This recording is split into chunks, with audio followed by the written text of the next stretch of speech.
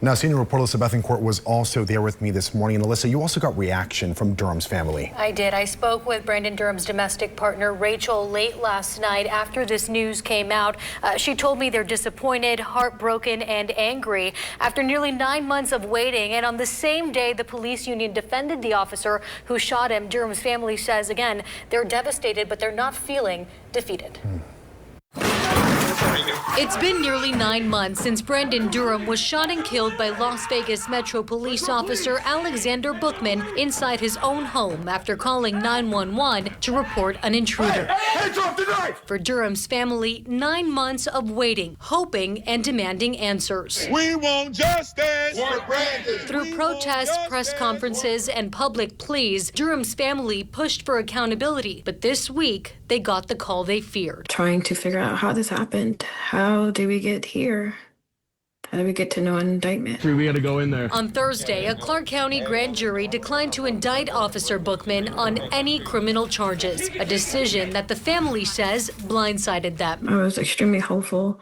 So to hear the news today that there is no indictment, it was heartbreaking. Friday morning, the Las Vegas Police Protective Association held a press conference defending Officer Bookman, saying he followed department training the night Durham was killed. Officer Bookman didn't have time to start analyzing who was who at the time.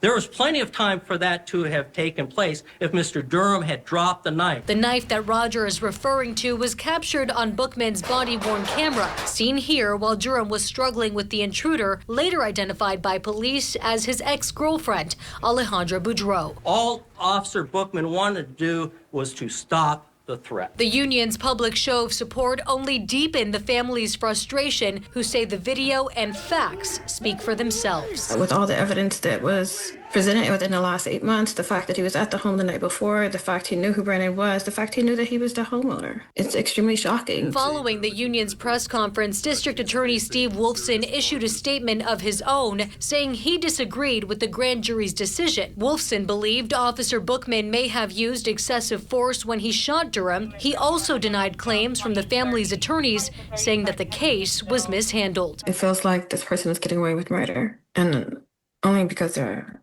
a cop. Attorneys for the family, Lee Merritt and Cannon Lambert, are now urging Nevada Attorney General Aaron Ford to assign a special prosecutor and re-examine the case. They also plan to pursue federal civil rights charges and a civil lawsuit against Officer Bookman and the city of Las Vegas. If there's no consequences for someone's actions, then what's to say it stops?